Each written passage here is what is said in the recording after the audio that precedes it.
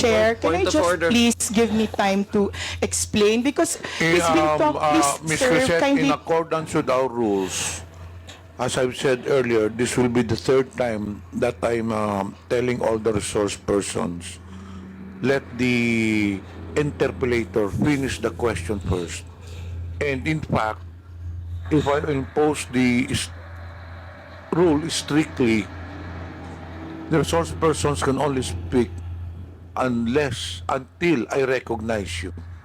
Thank you, So, sir. kung pwede lang patapusin nyo yung tanong bago kayo sumakot para hindi tayo magkakagulo rito.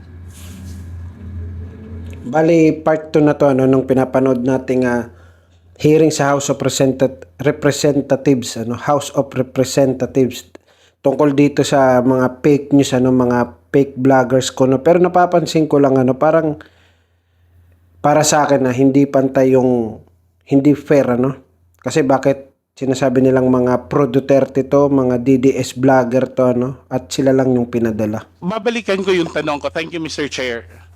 Ms. Krizette,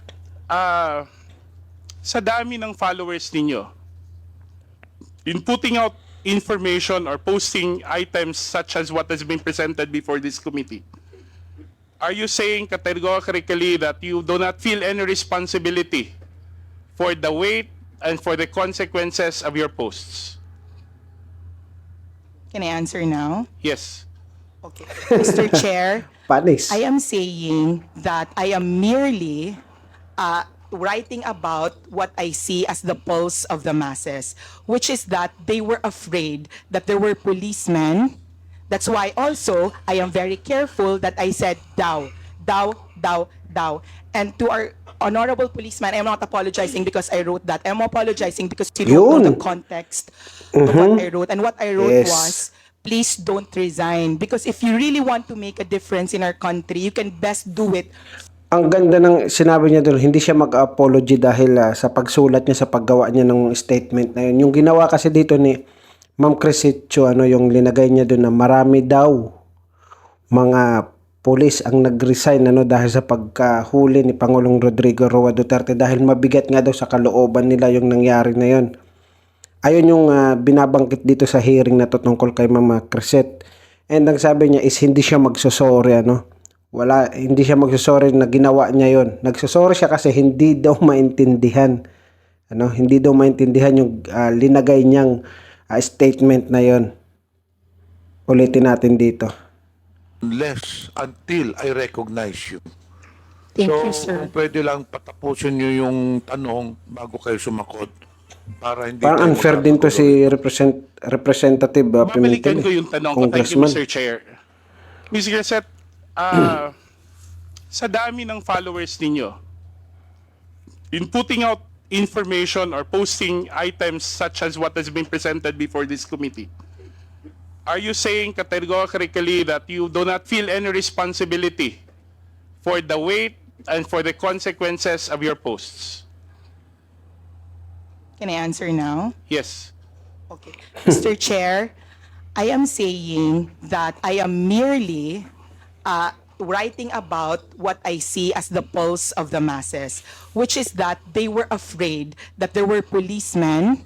That's why also I am very careful that I said thou. And to our honorable policeman, I'm not apologizing because I wrote that. I'm apologizing because you don't know the context of what I wrote. And what I wrote Exactly. was, please don't resign. Because if you really want to make a difference in our country, you can best do it from the inside. It was not a condemnation of people who were resigning, but a reminder that if you're given a rare opportunity to change something that you do not like, do I it think, Mr. from the Chair, inside. I think, Mr. Chair, the resource person is not answering the question because we want to focus solely on those first two statements, which I think carries a significant weight. Yung pagsasabi na maraming pulis ang nag-resign at nagbibitiw, whether it's daw or what, we're presenting a scenario that could be harmful even to national security. And in fact, if you ask me, personally, there should have been legal consequences for this. I don't know. We have a representative from PNP, so we can hear from it. Mr. Chair, do we have somebody from... Yes, General Torre, can you please General, answer? Mr. Chair, General Torre, have there been any incident of massive resignations following the arrest of the former president? If the qualification for the word massive, sir, is more than the normal, then there's none, sir. But Oh, for pero meron. there are regular resignations, but it's not connected Sa- to the sa- other oh, to regular- this issue, sir. Na naman. Thank you, Mr. Chair. Merong nag-resign. What I'm trying to point out, Mr. Chair, is kung hindi ang isang social media influencer or somebody who uses social media doesn't feel responsible for one's postings, no?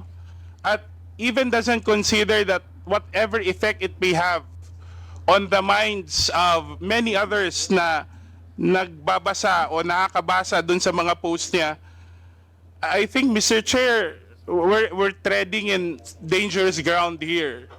Kasi clearly, an audience of 10,000 per post is no small following. And I think, whatever the circumstances are, it's incumbent upon those who use social media to take responsibility for their postings, especially when such matter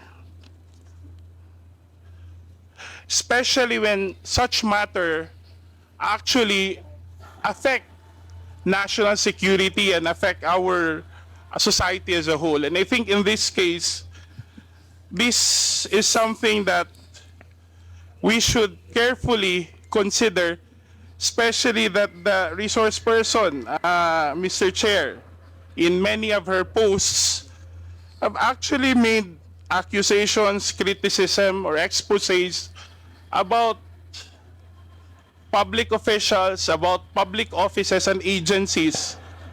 And I think we have to draw the line whether the canons of journalism, especially that Mrs. Krizette Chu is a journalist by profession, that there should be a clear demarcation between personal posts, especially what should determine, I think, Mr. Chair, should be the content of the post rather than who the one writing is. And especially in the case of Mrs. Krizette Chu, her being a journalist, make sure that a serious journalist, as she mentioned, will not publish rumors, because basically the way she explains it is that she has made this post on the basis of social media rumors. The ones who publish social rumors are actually those who are showbiz reporters. So the article on the resignation, and you can see, no, in the following post, there has been no effort, Mr. Chair, to actually verify it. May I ask the resource person again, Mr. Chair, after learning, have there been any efforts on your part to rectify or to correct the impression that you said you've articulated in your social media post? Mr. Chair, can I answer this, sir? He's belaboring the point that this is news. It was not news. The reason I said daw was that it was not news, but for me, that if this was true, and you could read it in my post, if totoo ito, please don't do it. I did not say, you can make a difference, you can make a distinction if you were trained in journalism between establishing something and saying, if this is true, please don't do it, and announcement, many policemen have resigned. That's the difference. I wanted to predicate what I wrote with something that was daw, because it was a reminder to our policemen that please do not Yes, leave tama. us, please think it through, that you can do more So- inside. So sir, for me, it was more an opinion piece based on the general impression of when I wrote it, sir. So now it's an opinion piece, Mr. Chair. That's All that's my how she's articles referring on it. Facebook are opinion pieces po, So, sir, Mr. Chair, this would be my last point. Ang hirap Would you agree, magkaintindihan Miss dalawa na Krizette? to. Mrs. Krizette, if you would, I would be so direct that what you've written on your post is simply somebody's ranting, sensationalizing a rumor heard on social media without no effort to verify, with simply the effort to create some questions or to insinuate a situation that would actually affect national security. Mr. Chair, can I just... Because that's how you explained it.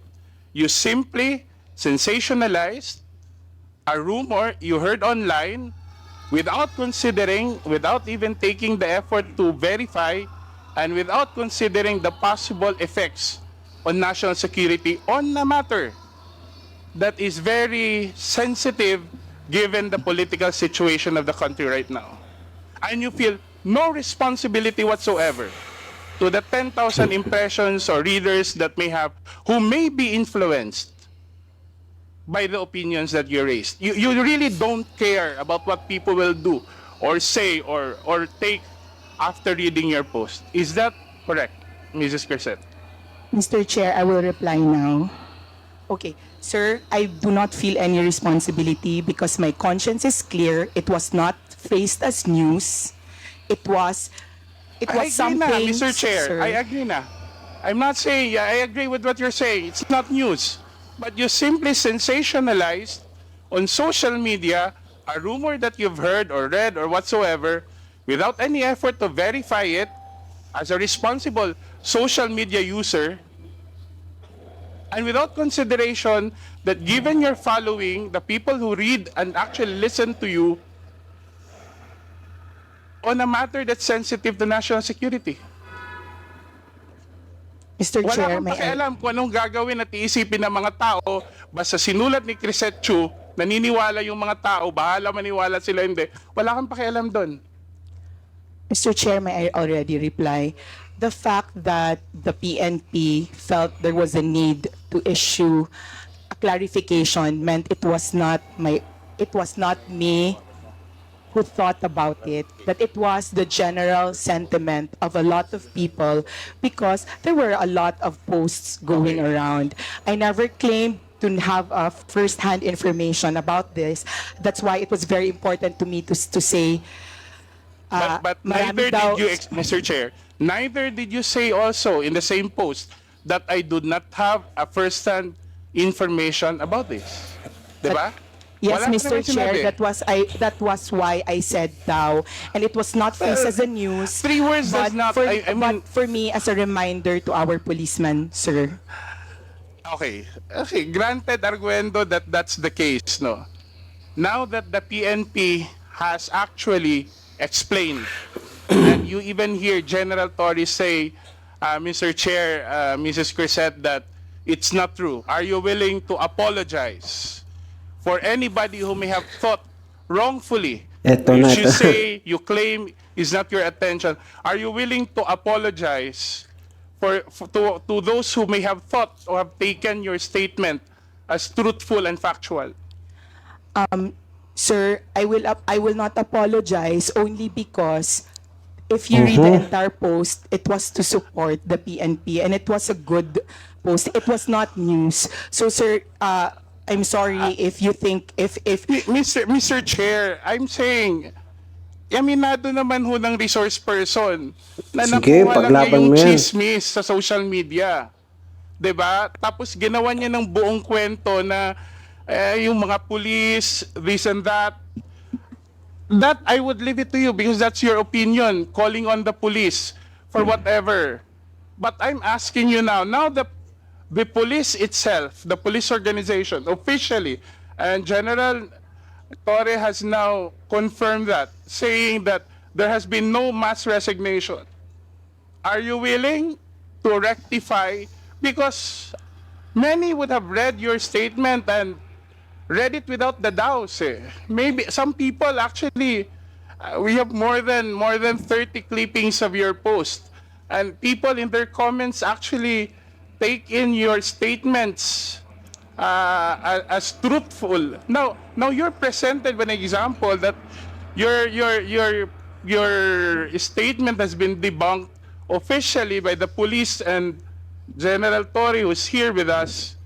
Are you still not willing to correct yourself officially? Sir, Mr. Chairman, in my training for journalism, the DAO Yeah, is you know, very important, sir. Mr. Chair, And the also, problem sir, with our resource to our person police, she sir, claims to be a Bakit kasi journalist sumasagot whenever it's ang unfair convenient, naman? and a private person whenever it's convenient. And if you go back to my opening, my manifestation earlier, Mr. Chair, that's actually the problem that we have today. You have people who are able to amplify issues without being bound by the canons of journalism. Diba? Subukan kaya ng komentaristang sabihin yan on air, on radio, kung hindi yan matanggal yung license niya sa KBP. And our social media influence, well, not everyone, but those who are able to peddle on sensationalized news or rumors on the basis of mere rumors, no?